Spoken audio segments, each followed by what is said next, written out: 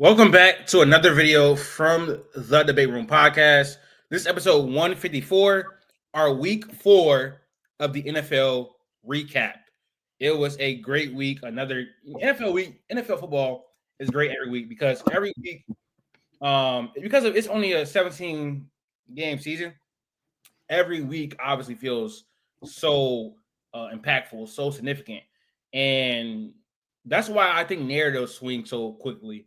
And that's why I think people like tend to overreact to NFL football stuff because there is so little sample. So it's like a game like the Ravens game we're gonna talk about the Chiefs is like once that game like that happened, oh, we think their season is over. Basically. So not saying I do, but I'm just saying people think like that because I think that's inherently like that because the season is so short.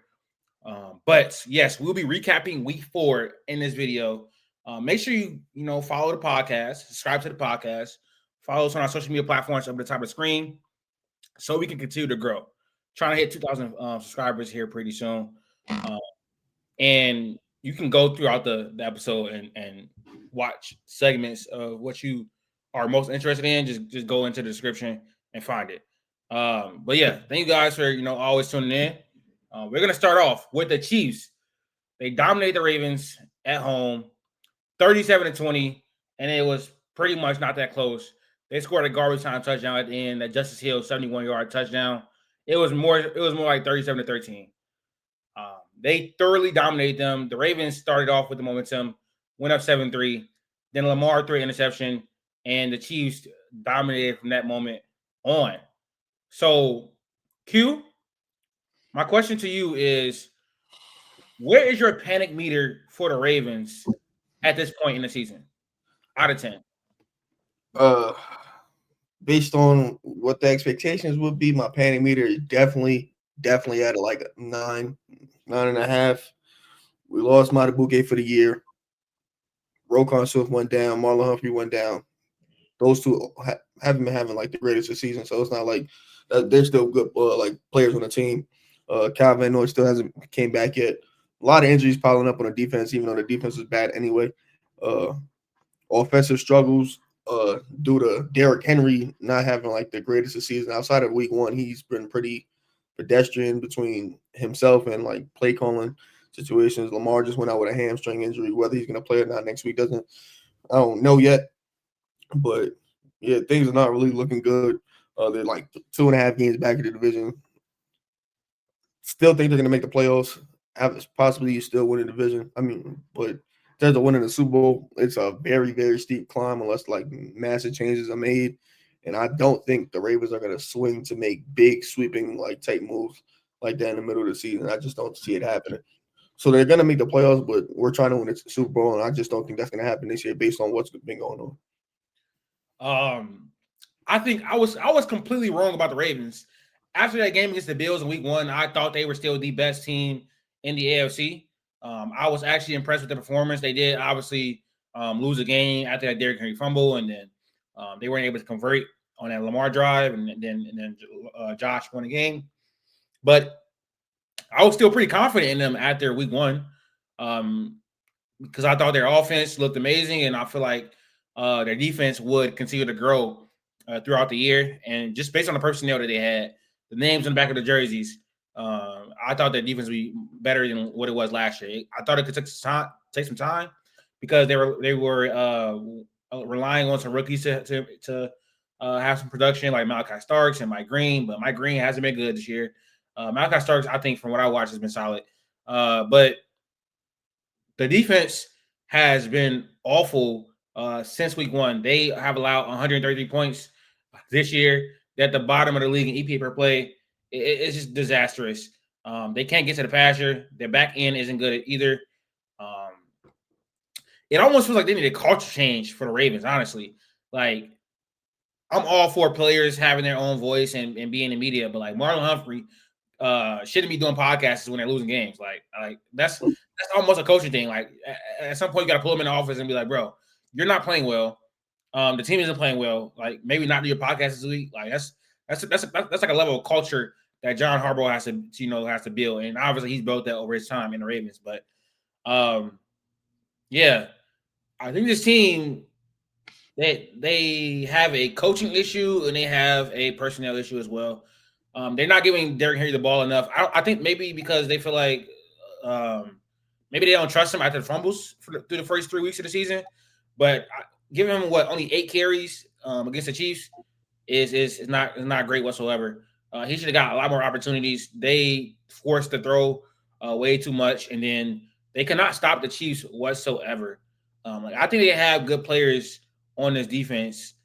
It's just not like manifesting in actual good defensive performance. Again, the most important thing on defense is getting to the passer, and they cannot do that, and that is their biggest issue because once they do that, the run defense hasn't been great either. They allowed 118 yards to the Chiefs, to Isaiah Pacheco and Kareem Hunt. Like the run defense isn't good. The pass defense is good. They can't get to the passer.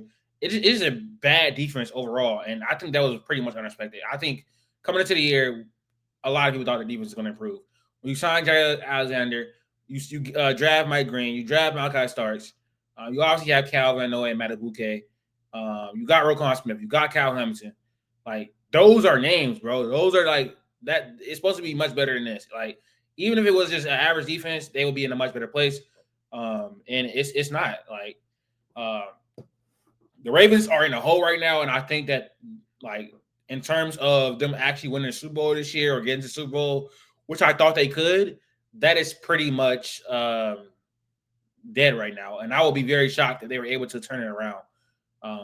Because even with Lamar playing at the MVP level, he's going to have to go out there and go band for band with offenses every single week. And I don't know how long that hamstring is going to linger, but that could be very concerning considering their defense. I'm not even confident they're going to be the Texans, honestly, because the Texans defense is still elite.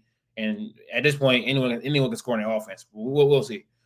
Because the Texans are that bad offensively. But let's talk about the other side, Q, because I think some people felt like the same thing we were saying about the Ravens, like, oh, they're not winning the Super Bowl this year. And me included, felt that same way about the Chiefs through 4 weeks of the NFL season. They obviously dominate the Ravens, 37 points, offense clicking, defense clicking.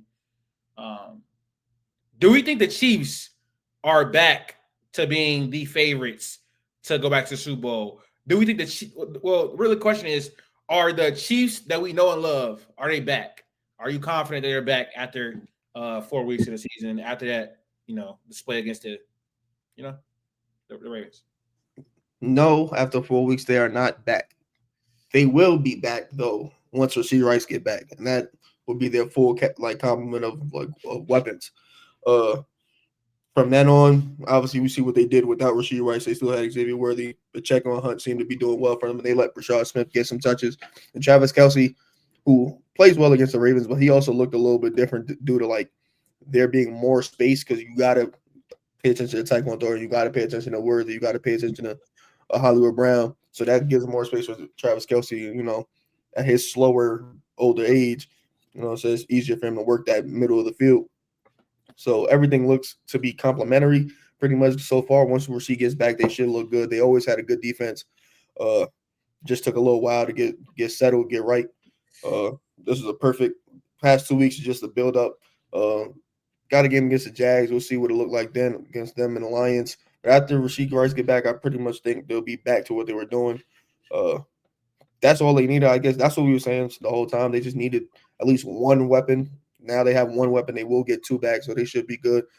In terms of Super Bowl contenders, I don't think they're going to win the Super Bowl. But if you had to ask yourself right now, who in the AFC do you trust right now at this moment to get back to the Super Bowl? You would have to lean on the team that has been doing it for the past 5 of 7 years. Like, there's literally been the Chiefs. You could say the Bills, but come to postseason, if the Bills play the Chiefs, 9 times out of 10, you're going to pick the Chiefs. Chargers, they haven't shown you anything in the playoffs to think that they could go head-to-head with the Chiefs and beat the Chiefs or knock off the Bills or whatever the case may be. They have trouble with Texans and Jags. A lot. They'll be stepping up weight class and doing something we never seen them do. Ravens, we never seem to put it together in the postseason.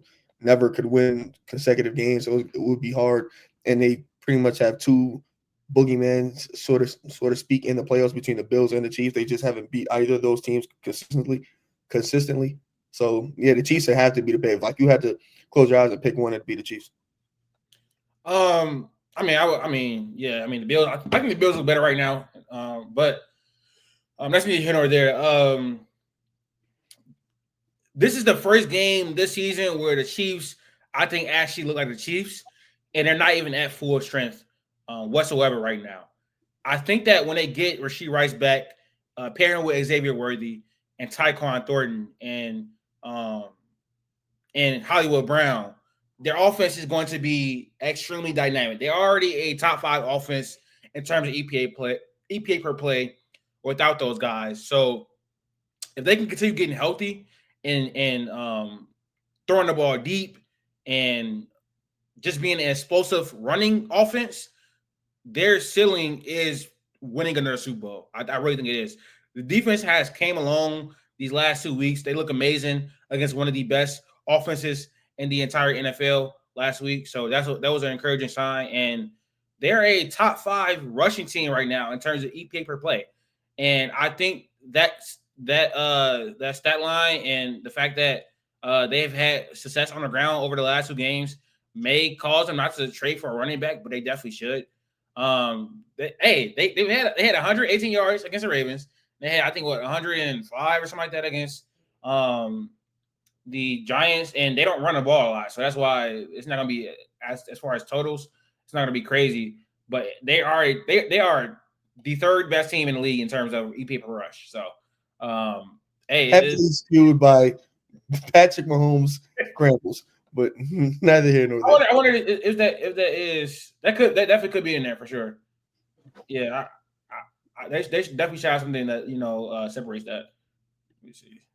It's hard to because especially when it comes to run games with scrambling quarterbacks, like with the Commanders last year, you know how people say, "Oh, their run game was great." Their running game wasn't great. They had a quarterback that could run. You know what I'm saying? So his scrambling takes adds to the rushing game. They're not really.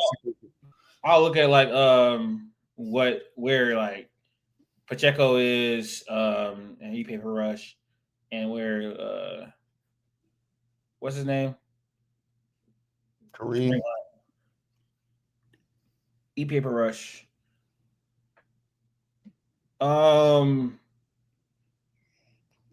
Pacheco 31st. I don't even see Patrick Mahomes on here. He'd be near the top. That dude 31st, bro. It's crazy. Hold on.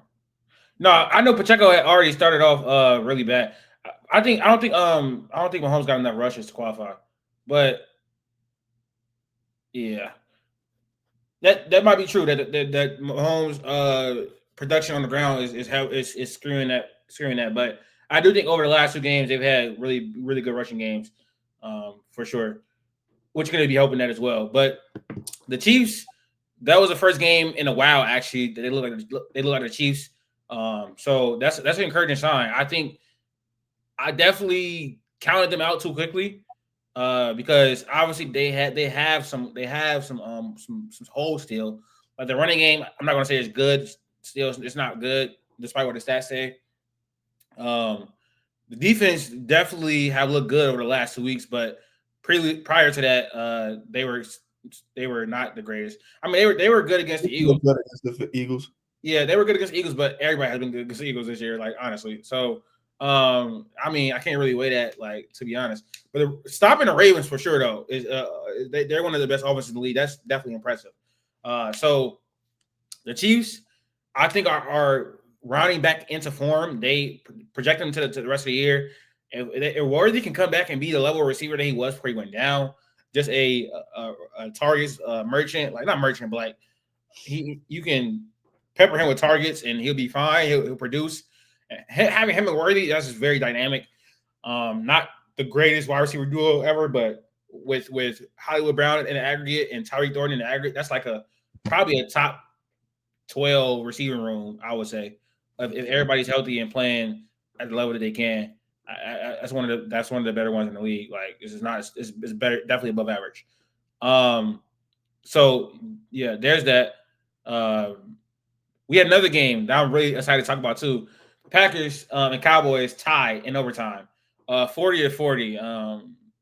I don't know what Matt LaFleur was doing, and I really like him as a head coach. I don't know why they were being so conservative on that last drive, running the ball, running a timeout, and just kick the field goal. I don't know what that was about. Honestly, I feel like this is a win for the Cowboys, especially given the narrative. Given the narrative like that, the Cowboys were going to come in and dominate. Michael Parsons' return. It's not a win in the standings, but this is a win for the Cowboys. Everybody expected the Packers to come in and whoop them. It's Michael's return game. This is a win for the Cowboys, bro. Having a tie in this game is a win, especially since you had a primetime game. Everybody's talking about it. Like economically, that's a win. Jerry is winning from a business perspective. Like that's a win. Like it's not in the standings or whatever, but that's a win. My general takeaway from this game is that like from what I've seen from the Cowboys, like Jerry Jones is just incredibly stupid. Like he's incredibly stupid. This game really shows you the Cowboys could have been a hell of a team if they just didn't trade Micah. Like if they didn't trade Micah, this would have been a hell of a team. Do you see how this offense is clicking? Dak has been one of the best quarterbacks in the league easily so far this year, and he would easily be in MVP conversations again if the team was winning, if they had a defense, any semblance of a defense. Dak is showing the entire world that he is easily a top 10 quarterback. He's a great quarterback. He can make throws like I'm not gonna say like he can make big time throws. He takes care of the ball. He reads the field really well. He has good pocket presence. Dak is just a great quarterback. He doesn't have like outlier talent or outlier physical traits, but he's a great leader for one. He plays safe football and he can make throws with the best of them. Like you saw that last night. He rolled out to the right and made that was a crazy throw. Like Dak has last time we seen Dak healthy, he was a MVP level quarterback. And he is leading this offense amazingly so far this year. If Jerry did not trade Micah, if he not get stingy, this team would have been dangerous in the NFC. Would they have won a Super Bowl? Probably not. I'm not gonna say that. But Micah is a game changer on defense, so this defense would have at least been average. Their defense is dog shit though. Like outside of that, like cornerbacks suck, pass rushers suck, linebackers suck. Everybody on the team, basically everybody on the defense is not great. But yeah, the Cowboys would have been a good team. Like they would have won 10, 11, 12 games this year if he didn't trade Micah. That was an incredibly stupid thing to do. There is no replacing him, like whatsoever. And Jerry just wasted another season of Dak's prime, of CD's prime. He just wasted one. He's getting like he's only getting older, so I really don't understand why he even did that. But you know, that was my main takeaway from the game. I'll let you say your thoughts on the Cowboys, and we'll move on to the Packers after that. If I was a Cowboys fan, I'd be highly upset. The more Dak Prescott and the offense goes out to do this, my anger just gets so much more worse because he traded Micah Parsons.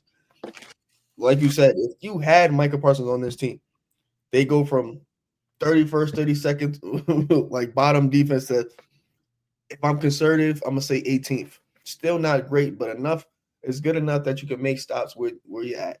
With Micah Parsons there, he's going to take doubles. And yes, they don't have a pass rush, but that's everybody's playing like above where they're supposed to be at. So that just helps them. He's out there. He went out there. George Pickens, who's still obviously new to the team, went out there, had one of the best games of his career. Tolbert made plays. Jake Ferguson, solid tight end. Javonte Williams, running the ball well this year. People thought they weren't going to have a running game. O-line's playing pretty well. These are a lot of the points that I made for the Cowboys because I thought, like, when it comes to the Cowboys, when people hate on them, so that lets them start lying and like diminishing everybody else on the team. Like, you can hate the Cowboys, but that doesn't make Dak Prescott the 17th best quarterback in the league. That doesn't make CeeDee Lamb CeeDee Lamb probably escaped a lot of criticism, but Micah Parsons, people took it upon themselves to now flip the narrative on Micah Parsons. Now he isn't that good, can't stop the run. They started saying a whole lot of things that they weren't saying before the Cowboys, like going into the season before he got traded. Now it's Micah Parsons isn't that good, things like that. Just because for the Cowboys' mystique, obviously they didn't trust the Brian Sean, whatever his name is, Shoddy, that hire because you never seen him. People thought he was going to be probably the worst coach in the league. Just because you don't know these people don't mean like they're not going to be good. And Dak Prescott, you have a floor where you have a top 10 quarterback. I think that floor is about 8 wins. And that, like, I think he get you 8 wins in a season easily. I don't think he's going to be any less than that. With this offense, it looked like if you could just look like, oh, I think they could go head to head with the Tampa Bay Buccaneers offensively. I think they could have a shootout with the Packers offensively. We just seen that. I think they could match offenses with the Eagles. Like I know that, and I've seen that before. They just need the defense to come fight with them. Same thing they were saying with the Bengals last year. They just had an average defense. They'd probably be in the playoffs and probably be a little bit more scary. Just bad management all around. And even if you was going to trade Michael Parsons, you should have traded him before the draft so you had a chance in the draft to get players that could help you now. Those 2 first-round picks could have helped you now. You could have picked some players up that like some high-value players, some good DBs that was in the draft, some good linebackers that were in the draft, good edge rushers, because it was full of them this year. And they all pretty much all of them are making plays. Like you could have just added on and got younger, cheaper, but still kind of maintains like some level of production. It's just a bad GMing all around from Jerry Jones. I'm happy for Dak. He's showing the world that he's not a bum. When it comes to games like this, like obviously they didn't win, but they didn't lose. So that's a good thing, especially in the standings. If they could just find a way to reel off some easy wins with that offense, it should be fine. This good game from Dak.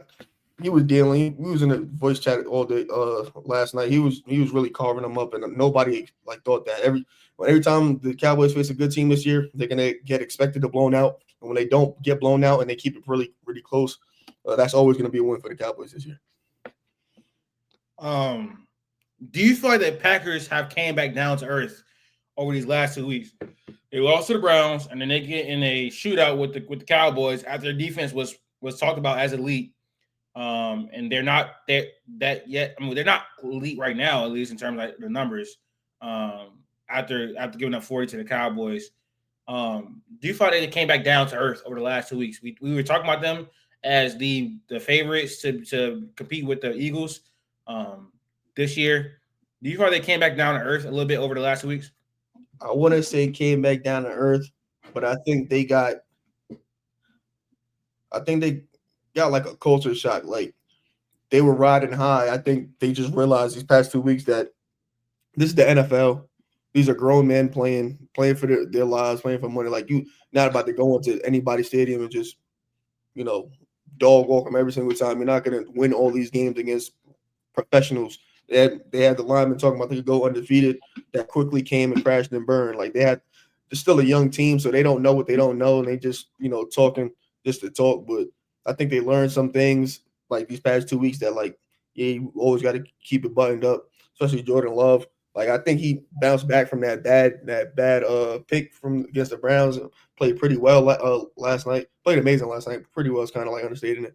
Obviously, between Matt LaFleur and Jordan Love, there was some bad clock management, bad play calling situations, but all in all, they just got a culture shock, and I think now, they should have learned it last week, but I think now they're really locked in, and they're gonna be more focused on the details, really show up for games, really put their all in it because they know they can't just lollygag out there and walk into 13 wins. I'm still kind of skeptical of this offense. I know they scored 40 points, but the Cowboys are literally the second worst defense in the league. I'm not really moved by that. Josh Jacobs had a great game, obviously, but the Cowboys can't stop the run when they had Micah. They can't stop the run, definitely without Micah. I'm not very encouraged by their offense performance. Their offense showed up because everybody's offense has showed up against the Cowboys. The Bears offense showed up against the Cowboys. The Giants offense showed up against the Cowboys. The Eagles offense did not really, but I mean, hey, who else did they play?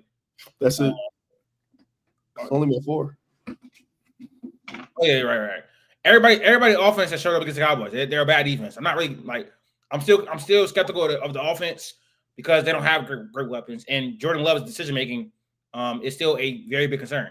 Like he threw an interception in this game that was called back because I think it was too many men on field. It was just a bad decision for him.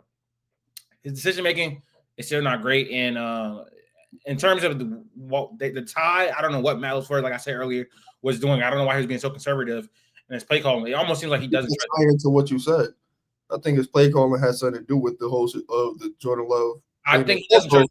But that 1 second on the clock was fake crazy. It should have been 0, but we're not going to talk about that. I don't think he trusts Jordan Love. I don't think he trusts Jordan Love to sometimes just go out there and make plays because he's been reckless like with the ball throughout his career. I think he has multiple double-digit interception seasons. Last year was around 15, I think. And he is obviously supremely talented, but he just puts the ball in harm's way too much. And I don't think his accuracy is the greatest either. So that's pretty much my concern. Jordan Love, decision-making, accuracy, and also they don't have great weapons. Jayden Reed is out for the season, I think. They still got Dontavion Wicks, Christian Watson. Matthew Golden hasn't looked as advertised so far this season. So that's definitely going to be a concern going forward in this year. The defense also concerning. Gave up 40 points. That cards you up. I think Cowboys are going to be a pretty borderline elite offense this year, just off the back of Dak, literally. And the running game is being much better than we thought it was because I don't think it was wrong to doubt the running game just because Javonte Williams hasn't been good until now. Like he had that one good year, then he was bad after that in Denver. Now somehow he's got more life and he's running really well. Now he was hurt. He had tore his ACL twice. So he's been good since he came back, but I'm not worried about the defense because they got Michael Parsons, and Michael Parsons still isn't fully 100%. And he makes it life easier for the corners, and I like Latif and Que as well, like Rashawn Gary as well. So the defense is going to be fine. But over the last 2 weeks, I think they've like overall just underwhelmed for me. So yeah, I think the Rams look better. I think the Lions look better in terms of who we can think about debating. Who we think about like that's going to contest Philly down the stretch. They need to get back in that driver's seat or get back in the conversation. They're still in the conversation, but like I feel like again, the Rams look better than them. The Lions look better than them. I would have both of them teams over the Packers in power rankings as of right now, even though they're 3-1. But let's move on. The Giants upset the Chargers in Jackson Dart's debut, which was probably one of the biggest upsets of the entire week. And my question, Q, is has Jackson Dart already began to prove Brian Dable's decision to bench Russ to be the correct one? I think it's too early to say. A lot of times when you switch quarterbacks or you fire a coach, get a new coach, interim coach in there, you get like that first honeymoon phase, that jolt of new life. So, players tend to like, whether they dislike Russ as the player person or dislike the coach here, there, whatever the case may be, they tend to play harder that first game, maybe first 2 games, just because they got something new to look forward to. That doesn't necessarily mean it's going to calm down. Dart, as a prospect, he wasn't like an amazing prospect. This wasn't an amazing quarterback class. Well, he's solid. Like I said, played a lot of games in the toughest, at the time, college football conference. Decent arm, mobile, tall. Like, what I'm saying? He could do some things as long as you coach him right. In theory, he had a decent game for his first start. Like, I'm not going to, had some good runs, made some throws. Like, they kept it real simple. They won the game. That's all you can ask for. He took some sacks, but, I mean, it's the Chargers defense. Like, this is still a top defense in the league, so that's to be expected. People were scared to start him. Like I said, I wouldn't start him against the Chargers defense. Like, I'd start him soft against the Saints. But throwing him into the fire, he's ready. Next week, it should be even easier for him. Whether he proved Dable right or not is still up in the air, but it's trending in the right direction. That's who he wanted. I probably, based on how he sounded, especially after the game, probably wanted to start him week 1. But, when it comes to Russ, you got to, like, placate Russ pretty much. So, like, that's probably the reason why he started started for the 4 weeks. Because in terms of, like, starting quarterbacks or having coaches, if you're starting a quarterback, I feel like you're making a quarterback change week 4, 9 times out of 10, Jackson Dart was ready week 1. if you're gonna put him in week 4, you might as well have put him in week 1. Like 4 weeks wasn't gonna make him any more ready than he was for earlier. Same thing with coaches. If you're gonna fire a coach in week 4, you might as well have did it in the beginning of the season because like at that point you already knew what you was getting. So like it's okay. Obviously Neighbors went down, so like Neighbors doesn't have that. I mean, Jackson Dart doesn't have that elite weapon to throw to for the rest of the season, but pretty good. It's pretty solid debut. Should build on it. Got the easy matchup against the Saints next week. Could get 2 wins and season looking bright. They shouldn't be looking to like make the playoffs or anything, but constant development from Dart should be good and further, prove that Dable was right to pick him over Shador or whoever else, like whatever the case may be, and probably save his job. I think this game proved that Dable made the right decision, and he should have made it earlier. He should have just started Jackson Dart in week 1. That's like, I think more often than not, like you got to see what you have in your quarterback. I'm only in favor really of benching guys and letting them learn if the quarterback in the room is actually worth it. And I don't think Russell Wilson is. And it also depends on if they need reps and stuff like that. But like, there was no upside with Russ. You kind of knew what you were getting. And you knew that you were not going to be competing whatsoever with this schedule. It's insane. You were not going to be competing this year, so you might as well just threw Jackson Dart into the fire and saw what you got because this year's draft class isn't looking that great whatsoever. So it's not like you can just draft another quarterback this year. I mean, you can, but the way it's looking, it's not going to be – he's not going to be that much better than Jackson Dart if he is better than Jackson Dart. I'm not sure if Jackson Dart is going to be good. I'm not really a fan of him whatsoever, but he definitely has more juice than Russell Wilson. You saw his ability to scramble and make plays with his legs was on display in this game. He was a little bit inaccurate and he took sacks, but overall he was pretty good for his first start against an elite defense and a good team. And he got the win. So that's really all you can ask for. But they should have made this decision week 1 because there was no upside with Russ whatsoever, honestly. So, yeah, that's pretty much my take on it. I also want to say I'm not sure that his rookie season is going to go good because without Malik Neighbors, it's going to be very, very hard for him. The running game has looked potent to begin this year, but with Wan'Dale Robinson as your number 1 receiver, like he's going to struggle. So I don't necessarily know whether they're going to grasp from the season because the schedule is insanely hard, and he's lost basically like a top 10 receiver in the league. Like so. It's gonna get very bad for him this year. So hopefully he can manage it, but I don't think so. We're losing Malik Neighbors. The offensive line being bad outside of Andrew Thomas, it's not gonna look great. I mean, Dave was gonna do his best to manage things for him and micromanage him, but this roster isn't good, and the schedule is insanely tough. So I'm pretty sure he's gonna struggle for after this. But it was definitely a great morale boost to begin his career. And hopefully he can build on it. As far as the Chargers, though, I will flip to them. This is the worst they looked all year. They struggle a little bit also in that Denver game as well. I think their offensive line is their biggest weakness right now, honestly. They haven't been able to protect Justin Herbert. He was getting hit in the Broncos game as well. And losing Joe Alt, depending on how the severity of that injury, can be very detrimental to his team. It hijacks their offense. Like it does. I mean, Hampton was able to run the ball really well against the Giants, which has been a struggle for them this year, considering I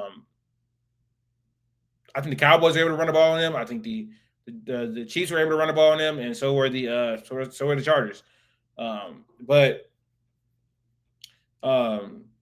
Yeah, I think their offense is going to struggle until Joe Alt comes back. It depends on who they face. Well, they're not playing any elite defenses anytime soon, I don't think. But their offense will not be where it needs to be until Joe Alt gets back in terms of them playing quality opponents because Justin Herbert is not going to have time. He needs time to get the ball out to receivers. He had a 50% QB pressure percentage in his game. He had to throw the ball in 2 seconds, and it really hijacked the offense. Also, Ladd was dropping balls as well. So that hurt them as well. So they're fine. They're a good team, but the injuries are piling up with Joe Alt and also Rashawn Slater being out for the whole year. they won't be contenders or probably won't win a playoff game unless Joe is on the field. And I think that the severity of the injury is not great. It's not extreme or anything like that. I think he probably out for what 2 or 3, 4 weeks, maybe. Yeah, almost a couple weeks. But he looks like he'll be fine, so that's good for them. But as of right now, I just feel like they're a worse team for it until Joel gets back. What's your takes on the Chargers and how they're going to look going forward until Joel comes back? Just based on the schedule, I think they'll be fine. I think they'll be able to tread water until like the tougher part of their schedule. Based on like the next like 6 games, they probably could get out of that stretch 4-2, even with like missing all. You got the Commanders in there who don't really have a pass rush, don't really have a good defense. You got the Dolphins in there, a good solid offense. They should they should maybe be able to put up points, but the Chargers defense should be able to do some things against them, and they just gotta make some plays, and Justin Herbert doesn't lose to Miami. They got the Cowboys in there, the Vikings with whoever at quarterback. I don't know. It could be on there. I just don't think the schedule is not that daunting right now. That even if Joel misses 4 weeks, I think they'll still be fine. As long as they come out that stretch like something like 4-2, they should be good. Justin Herbert has been taking a lot of hits past 2 weeks, even with Alt there. So that's a thing. But like I said, they're not facing no real defenses coming up anytime soon. Hampton did help, so like as long as they're able to run the ball a little bit, that should take some pressure over Herbert. He shouldn't have to stand back in the pocket and potentially get hit some more. Lean on their defense a lot, take the ball over, get some advantage just on like field position and things like that, and they should be good. It's devastating to lose, obviously, 2 top tackles in the league. But Alt should be back, and when Alt there, he was playing real well. Other than that, I think they should, like I said, they're still going to be fine to me. They just need Alt back for that tough stretch of the schedule coming up in about a month or 2. Okay. The Eagles handled the Buccaneers. The game I think was not as close as it appeared on the box score, whatever. Damn, my fucking forehead breaking out. My question to you about this game, Q, is does AJ Brown have a does he have what am I trying to ask? Validity to watch. Does AJ Brown have the right to be frustrated and angry with his production in his offense, even though the Eagles are winning games? I guess I do, and that's strictly based on, especially for like how receivers are viewed, how they're paid, how they're like their ranking in the league. Like you could say AJ Brown's a top 5 receiver, but at the end of the year, if he only has 800 yards and like 4 touchdowns, you're not going to say he's a top 5 like wide receiver because he's just not producing like one. And obviously, we could apply context to it, like the offense is not conducive to that. But we've seen him in his offense put up 1,200 plus yards, 10 plus touchdowns in this same exact offense. Like we've seen him do it before. I think winning bias has people thinking like, oh, he should just calm down and sit there and win. But it's like he's a receiver. They're paid to catch the ball. They're paid to make plays and catch touchdowns, not just threaten defenses so that way you're able to run the ball better. That's not his job. Like that's not what he's supposed to be doing. The game, in my opinion, like the game got out of hand real early, but the offense did not do anything in the second half, and that allowed the Buccaneers to make plays and bring it back within 1 score. Obviously, Baker Mayfield, under pressure threw the pick to end the game, but another play, whatever the case may be, flip of the coin. Now we in a dogfight. It's 31-31, and it's a close game, and they still haven't done anything on offense to make you think like, oh, if this game going to OT, the Eagles should be able to handle it because they didn't do it. Past 2 weeks, 1 half they've been great, 1 half they've been garbage. So it's like they're not consistent. They're not like using their players. They're paying a lot of money to AJ Brown and Devontae Smith to not be using them. Also, Saquon Barkley's not having the greatest of year right now. Whether that's by design to keep him fresh in the playoffs, which I think would be a good idea, but I don't know if that's what they're doing. That's what I would do, but I don't know if that's specifically what they're doing. I think he's just not having a good start to the season right now. They got to get more aggressive with their play calling, especially with the pass, just to change it up, like because teams know what they're doing. And that makes it a little harder. And they tried to target AJ Brown, but of those 9 targets, but like if you watch the game, it's throwaways, it's out of bounds. Those aren't real targets. He can't make plays on those, so it doesn't really help him. Like I said, you paying all these money to not use them. That's a waste of your own resources. If you think you can win without throwing the ball, trade them. Get yourself a real corner, because you need a corner.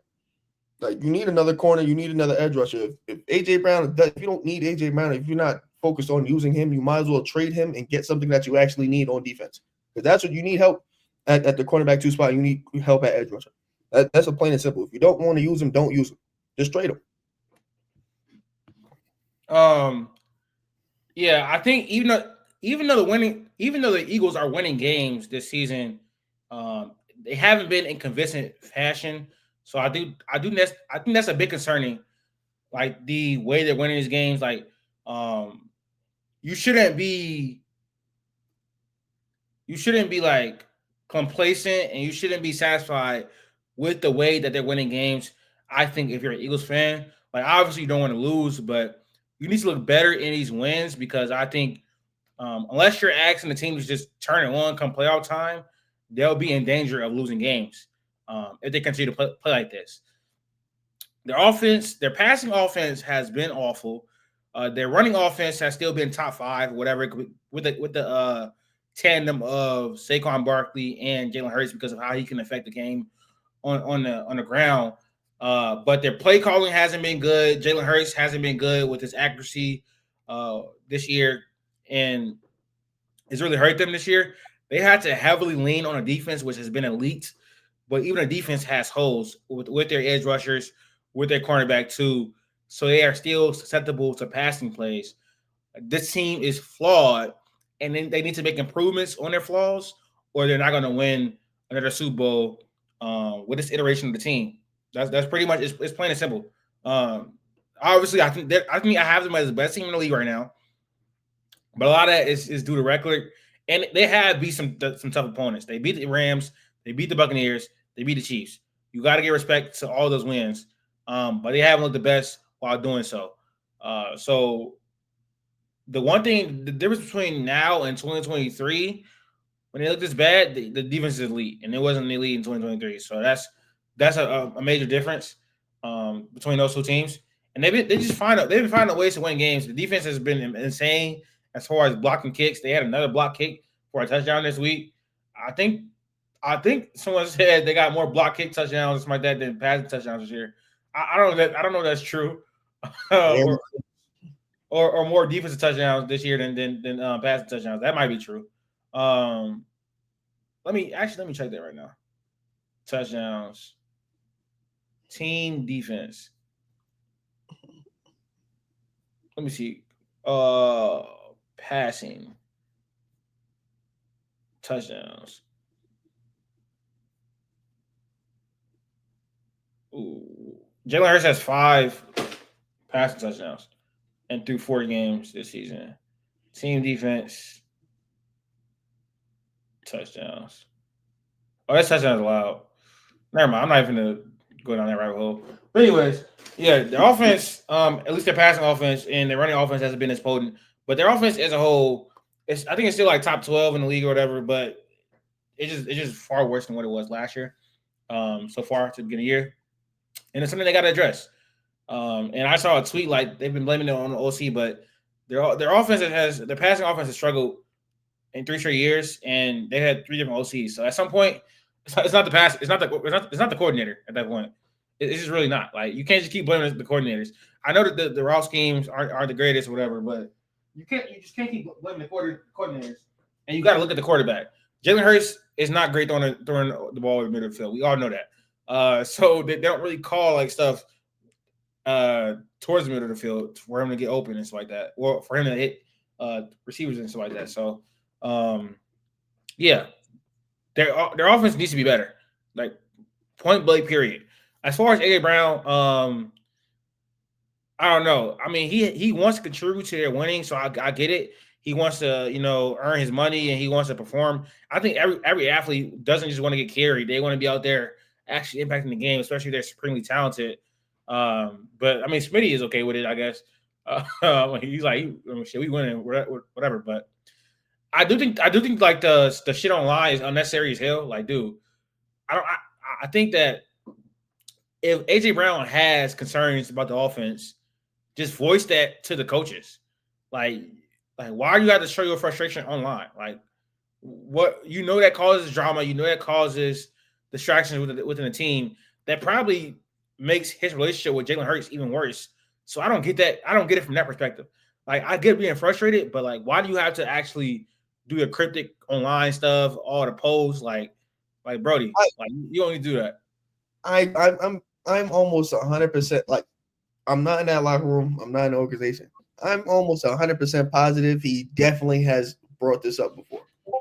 Yeah, but what is posting about it online do? What is posting about it online do, bro? Not a thing. Not a thing. But we know this has been an issue. Buddy was on the sidelines reading a book. Like, we know this is a thing. Like, the organization knows it's a thing. I'm not saying they're purposely choosing not to do anything about it, but it seems they're purposely choosing not to do anything about it. Like, go ahead, throw your tantrums, whatever the case may be. We're still going to run our offense how we run our offense. And again, if I say if that's the case, trade him, because all that's doing is causing straight in your locker room. Like, that's all that's doing. No matter how cool people are, like, bro, I'm trying to put my numbers up. I'm trying to, like, AJ Brown, he has Hall of Fame receiver talent. He cannot make the Hall of Fame sitting around getting 25 yards a game. Like, that's not gonna get him the Pro Bowls, the All Pros. It's not. It doesn't help his career. Like, there's a bunch of people that got bunch of receivers that got like 2, 3, 4 Super Bowls that are not Hall of Famers because Super Bowls don't really do anything for wide receivers. You need to put up yards. You need to put up touchdowns.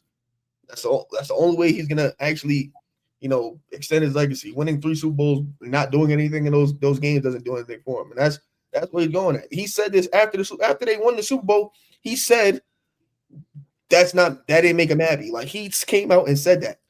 Like, he wants to get the ball thrown. He's a wide receiver. Like, this is not like a alien type of topic. Like, I'm pretty sure that the Eagles know that. They're choosing literally not to do it.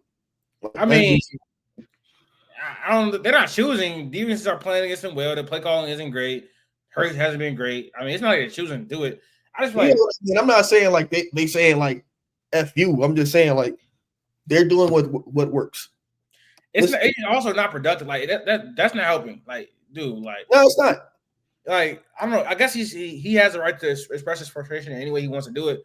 But bro, the cryptic tweets is like he posting like he just lost his girl going through something. And he's posting on Twitter, like, or posting on social media like the song lyrics and some shit. Like he that's the type of shit he on, bro. Like he doing a I'm gonna get off social media. Nobody text me. Look, the Eagles. Oh, God. And this is like where like people pick and choose when context matters. Because last year when the Chiefs were winning these close games and they were winning by block kicks and field goals and last minute interceptions and whatever the case may be, is they can't keep doing this. But you know what I'm saying? The Eagles doing that their version of that this year, and they got championship pedigree. They got a great team. The Chiefs were doing the same thing, but what the Chiefs were doing they were in the middle of the season, like through the season, they were practicing things so that way they can do it in the playoffs. So like when things get sticky, okay, we're gonna lean on Patrick Mahomes. We're gonna lean on our championship pedigree to come out with this win in the regular season. But we are going to practice throwing the ball to Xavier Worthy. You've seen them do that. This year they're doing it. We're gonna practice throwing to Tyquan Thornton. When things get rough, we're going to lean on Patrick Mahomes and whatever the case may be, and that we're going to squeak out these wins, but we're going to practice things so that way in the playoffs it get easier. The Chiefs were last year in the playoffs were very good on offense because they practiced through the season. The Eagles have such a great team. They can afford to maybe lose a game here or lose a game here, but also practice throwing the ball because Jalen Hurts needs help throwing the ball, but he has to get better at passing the ball. They also have to fix their pass offense. So you could do that through the season, especially against weaker opponents. You don't have to run Saquon Barkley 40 times versus the Giants. Go out there and practice throwing the ball so that way you could get your players involved and stop all this nonsense because that just brings more noise to the team. All right, let's move on to the next game, the Thursday night football game. Seahawks use a game-winning field goal to beat the Cardinals. I think the Cardinals are the more interesting story in this game. So we will start with them. Q, what is wrong with Marvin Harrison? Marvin Harrison is a supremely talented wide receiver. Very good route runner. Very good at the catch point. Very good on the outside. Can work the intermediate parts of the field. He can do all those things. But just because you can do all those things doesn't mean you're going to be able to put them together on the field consistently. And then clearly, based on what we've seen, we don't know for sure, but it kind of looks like he was in his own head. Last year, he came into the league. He was known as everything I just said. On top of being a very good contested catcher, he was literally horrible at contested catching last year. If he was just just half as good as he was in college, he'd be a 12,000-yard receiver, 12 touchdowns, and nobody be talking about him potentially being a bust. But things happen. OC situations, Kyler Murray being inconsistent situations allow him not to put up these Malik Neighbors, Brian Thomas Jr., Jamar Chase type numbers. Whatever. He still had a solid year. If you ask me, I think if a receiver puts up 800 yards and 8 touchdowns, I think that's a very good rookie season, if you ask me. Coming into this year, seemed like he should have took a step. He got bigger to help him with the contested catching, but the drops is like, it's a thing. And once you get one drop, you get two. And once you get two drops, now they're in your head and you're losing confidence. I think I have all faith in him that he's going to be better. If you ask me, I think he can be a top 10 wide receiver. I'm pretty confident on that. I'll stand on that until it's just supremely a fact that he's just not going to be one of those guys. But I think he should and will be one of those guys. So I'm not really I'm worried about it's sketchy, but I'm not gonna panic just yet. I want to see especially after how the last game went, like the second half. Let's see if he can carry that over into the next game. I'm very worried about Marvin Harrison. It looks like he's dealing with something mentally right now where he's not very sure of himself, and he gets very down on himself when he isn't performing. I think that he's all his life he's been the best receiver, probably in the world at his level, as age group. And now that he's not that right now in the NFL, I think it's hurting him a lot mentally right now. But outside of that, he doesn't look as good as he looked in college from a play style perspective, from a dominant perspective. He looks very, very slow out there. I don't know why. It looks like he's running in sand a lot of the times. His route running hasn't been crispy whatsoever, in my opinion. He isn't creating a lot of separation, in my opinion, on his routes, unless he's going against zones or it's like a dig where he's getting some separation. Even on that touchdown play last week, even on that touchdown play Thursday, he didn't get a lot of separation on that route. He didn't. He caught the ball. It was a contested catch, a great catch for sure. But he doesn't look fast. He doesn't look like he can create anything after the catch. He just doesn't look physically dominant, and it doesn't look like he does anything. It doesn't look like he does any one thing at a great level right now in the NFL, and that's concerning. Outside of everything he's going through mentally, physically, doesn't look fast, doesn't look strong after the catch. He's not aggressive at the catch point either, and the drops are really bad right now. So outside of what he looks to be going through mentally, I just feel like physically and his play is nowhere near where it was in college, and it's very baffling to see. To be honest, in retrospect, it's crazy. It's making me question what we saw in college a lot. To be honest, I don't know what was going on. Hopefully, he can turn it around. I'm a big Marvin Harrison supporter, so hopefully he can turn it around, man. Because I can't be out here looking crazy with my takes. But still staying on the Cardinals. I mean, Kyler Murray hasn't looked his best this year. I think a lot of people expect a lot out of this Cardinals offense. We expect a lot out of this Cardinals offense because Marvin Harrison, year 2, Trey by a top 3 tight end in the league. James Conner is a good back. Another year in the system, I feel like we thought their offense was going to take another step. Defense is supposed to be better as well, which it has. Honestly, has looked better. So we expected this team to take another step, but they're 1-3. No, are they 2-2 or are they 2-2? 2-2. They're at 500 right now, and Kyler Murray had a bad game against the Seahawks. I think personally, the drops obviously hurt him, but I wouldn't say that's a bad game. I think it was pretty fine, especially in the second half. The second half, he was pretty much flipped out. Like the second half. if your mans don't drop a pass into the other team's hands, Yeah. he talking about we having a whole different story. My presence is not good. But do you feel like this is like Kyler Murray's last chance this season with the Cardinals? Not even a little bit. And there's a lot of things that go into it. One, I will never knock a person for something that they cannot do physically. As I say all the time, if you're under the 6 foot, you are just not going to be at depth at hitting the middle of the field. That never has happened in NFL history outside of one specific instance with Drew Brees, and that's only because they shifted off. They had a great offensive mind. And they shifted the line so that way he was able to see different holes. Not everybody has the nuance to do that for their offense.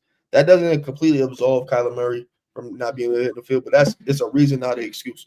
It's just not going to happen. That's why to get hit the middle of the field, he has to run out and scramble all to the sides. That's just how smaller quarterbacks operate. Baker kind of does the same thing. Jalen Hurts, Russell Wilson, like that. That's just the mold of who they are. You have to take the lumps with, you have to take the lumps with the good. Obviously, I'd rather him not be able to hit in the middle of the field as long as he's a very good playmaker, which he still can. He's still very athletic. If you could try to move off of Kyler Murray, but there's no guarantee that you're going to get an upgrade from him. Not in this draft coming up, and I don't think in the draft after that coming up is just going to be a Kyler Murray replacement. So you're kind of stuck there. He's also not like a bad quarterback either. He has obviously he has his flaws, but again, those things you can work around. If we had a better Marvin Harrison Jr., things will look a lot different. You had better play calling, things will look a lot different. Like you said, the defense is starting to play better, so things should be on the up and up. Obviously, James Conner's out for the year, so they might need to look at getting the running backs to keep this team on track. But they came down to the wire in 2 divisional games. Like played well in the second half against the Niners. Fred Warner makes an amazing play, stops a game-winning drive. Came down to the wire last game, second half was cooking, started frying, got him all the way back, lost on the last second field goal. Just got to chalk it up. Whatever I don't think he's made like egregious mistakes. I just think certain things, like due to his limitations, certain things happen. I don't think there's no like easy escape, like exit plan or future plan outside of Kyler Murray. So they're probably just going to be stuck with him until there's a clear like upgrade. And I don't think that like that answer is coming anytime soon. They could trade him, but they'll go back into poverty like they were, the years before, like it's 5-10 years before him. I agree with you. I don't think there's any like available upgrade that's gonna be better than him. I think Kyler is like the 15th best quarterback in the league, 16th best quarterback in the league. In the draft class, the problem is saying they can't trade for anybody. It would make sense with their timeline. They're gonna have to stay with them and just have to improve internally, honestly. So I think shortly I'll just agree with you. I agree. Now to move on to the Seahawks. Did we underrate the Seahawks coming into the season? They honestly look like a top 10 team in the league. Their defense has been elite. The offense looks pretty good with Jackson Smith-Njigba, who's looking like the best receiver in the league outside of Puka this year. Sam Darnold is proving the doubt is wrong, I think, and I think he's been good. He's not Kevin O'Connell made. So did we underrate the Seahawks coming into the season, Q? Slightly, maybe more than slightly. Like I had them third. I had the Niners last, and that may also look kind of bad, but yeah, I don't. Matter of fact, I think the Niners still probably gonna finish last. To be honest, I'm not even gonna lie to you, but I think that was based off the strength of like not other people that have Arizona like being a good team this year, but I did. But clearly, we thought the Rams would be the class of that division, and they kind of still are. If you ask me, I think they're still the best team in the division. But the Seahawks, they had a great defense. They have a great defense. They have decent skill position players. Sam Darnold, obviously, based off his talent and what he showed last year, you get a decent play caller. He should be fine, and he likes Clint Kubiak. Was with them in San Fran. Same system he was running with Kevin O'Connell. So everything he's comfortable. He's comfortable with his familiarity there. Got, like I said, two decent receivers. He should be fine. And in that division, as long as your defense show up, he just has to make key plays here and there. And that's what he's been doing so far this year.